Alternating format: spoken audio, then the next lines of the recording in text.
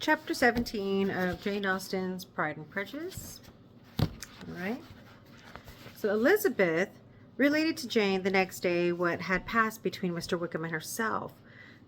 Jane listened with astonishment and concern. She knew not how to believe that Mr. Darcy could be so unworthy of Mr. Bingley's regard. And yet it was not in her nature to question the veracity of a young man of such amiable appearance as Wickham.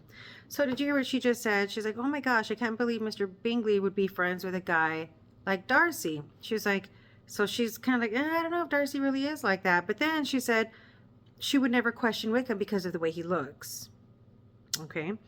The possibility of his having really endured such unkindness was enough to interest all her tender feelings, and nothing therefore remained to be done but to think well of them both, to defend the conduct of each, and throw into the account of accident or mistake whatever could not be otherwise explained. So she's basically saying, like, well, Wickham, he looks like a nice guy. I can't believe Bingley would be friends with a mean guy the way like Darcy. So I don't think Darcy is a bad guy at all, and I don't think Wickham's bad either. It just happens to be that they're misunderstanding each other. There's some kind of mistake. They have both, said she, been deceived, I dare say, in some way or other, of which we can form no idea. Interested people have perhaps misrepresented each to the other. It is, in short, impossible for us to conjecture the causes or circumstances which may have alienated them without actual blame on either side. She said, we don't know the whole story. Maybe somebody told the other, something bad about the other. I mean, so she's just like, yeah, no, we're missing something. That's what Jane's saying. So very true indeed. And now, my dear Jane, what have you got to say in behalf of the interested people who have probably been concerned with the business? Do clear them too, or we shall be obliged to think ill of somebody. She's like, no, I have to think bad of somebody. Maybe it's the people who are talking smack to Darcy and Wickham, or who is it? Somebody's wrong here. Laugh as much as you choose, but you will not laugh me out of my opinion, my dearest Lizzie. But do consider in what a disgraceful light it places Mr. Darcy to be treating his father's favorite in such a manner. One whom his father had promised to provide for. It is impossible. No man of common humanity, no man who had any value for his character, could be capable of it. Can his most intimate friends be so excessively deceived in him? Oh, no. So Jane kind of has a point. She's like, yeah, I don't think Darcy would treat his dead father like that by disrespecting the dad's godson or his favorite. And she's like, and I don't think his friends really have misjudged him that bad. She's like, no, I don't think Darcy's like that. I can much more easily believe Mr. Bingley's being imposed on than Mr. Wickham should invent such a history of himself as he gave me last night. Names, facts, everything mentioned without ceremony. If it be not so, let Mr. Darcy contradict it. Besides, there was truth in his looks. Again, there's that whole thing with the way he looks. So because he looks and behaves well, he must not be lying. It is difficult indeed. It is distressing. One does not know what to think.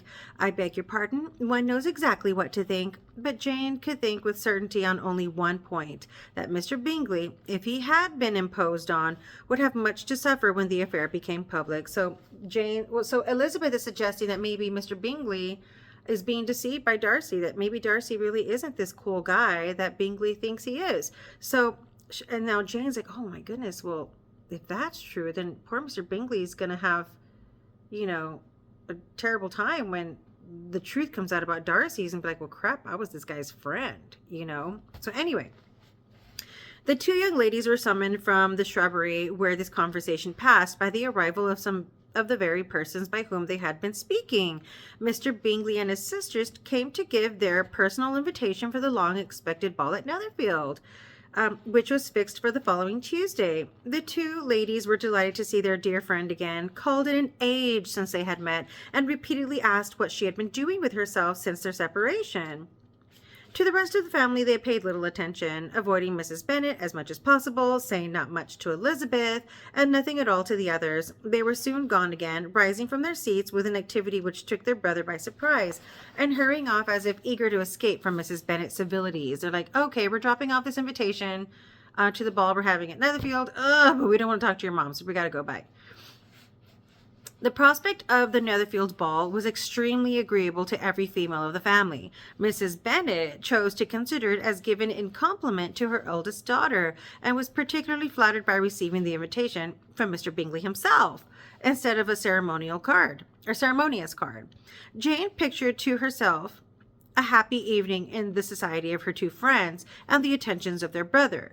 And Elizabeth thought with pleasure of dancing a great deal with Mr. Wickham, and of seeing a confirmation of everything in Mr. Darcy's looks and behaviour.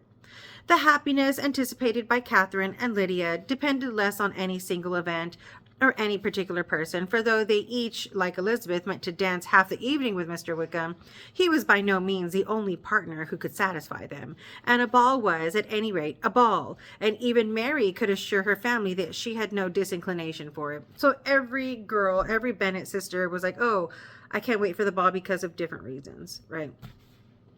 Well, I can have my mornings to myself, said she. It is enough, I think, at no sacrifice to join occasionally in the evening engagements. This is Mary. Society has claims on us all, and I profess myself one of those who consider intervals of recreation and amusement as desirable for everybody. She's like, yeah, every now and then you gotta have fun, was what she's saying, but she says it so ceremoniously, I guess. Elizabeth's spirits were so high on the occasion that, though she did not often speak unnecessarily to Mr. Collins, she could not help asking him whether he intended to accept Mr. Bingley's invitation, and if he did, whether he would think it proper to join in the evening's amusement. So Elizabeth was like, oh my gosh, this is so great, I'm going to dance with Mr. Wickham. Like, she just could not help herself about, like all the other girls, from talking about it. And she started talking to Mr. Collins about it. And she was rather surprised to find that he entertained no scruple whatever on that head, and was very far from dreading a rebuke from either the Archbishop or Lady Catherine de Bourgh by venturing to dance. He's like, oh yeah, I dance. Yeah, I'm sure it'll be okay. And she's like, oh crap. I am by no means of opinion, I assure you, said he, that a ball of this kind, given by a young man of character to respectable people, can have any evil tendency, and I am so far from objecting to dance myself, that I shall hope to be honoured with the hands of all my fair cousins in the course of the evening, and I take this opportunity of soliciting yours, Miss Elizabeth, for the two first dances especially, a preference which I trust my cousin Jane will attribute to the right cause, and not to any disrespect for her. So he's like, oh no, I dance. Yeah, and I hope I dance with all of you girls, but you. I want to dance with you for the first two, right? And so Elizabeth's like, oh my gosh, why'd I talk to this guy, right? So Elizabeth felt herself completely taken in. She had fully proposed being engaged by Wickham for those very dances, and to have Mr. Collins instead. Her liveliness had never been worse timed. There was no help for it, however. Mr. Wickham's happiness and her own was perforce delayed a little longer, and Mr. Collins's proposal accepted with as good a grace as she could. She was not the better pleased with his gallantry from the idea it suggested of something more. Yeah, you're feeling right, Elizabeth. Mr. Collins does mean something more by it. It now first struck her that she was selected from among her sisters as worthy of being the mistress of Hunsford Parsonage, and of assisting to form a quadrille table at Rosings in the absence of more eligible visitors. She's like, oh my gosh, he wants to marry me. He wants me to be the mistress of his house.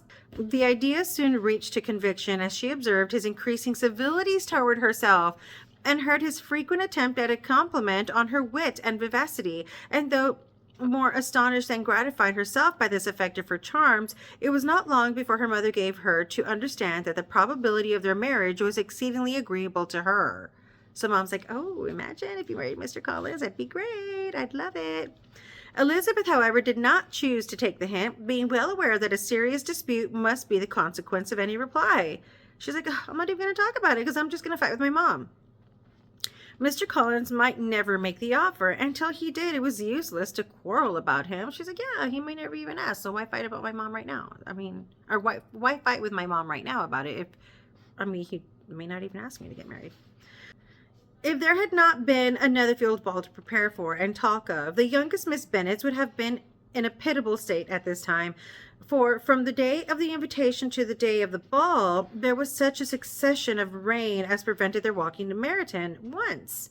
No aunt, no officers, no news could be sought after. The very shoe roses for Netherfield were got by proxy. Even Elizabeth might have found some trial of her patience in weather, which totally suspended the improvement of her acquaintance with Mr. Wickham, and nothing less than a dance on Tuesday could have made such a Friday, Saturday, Sunday, and Monday endurable to Kitty and Lydia. So it rained so much. They were like, oh, this is so boring.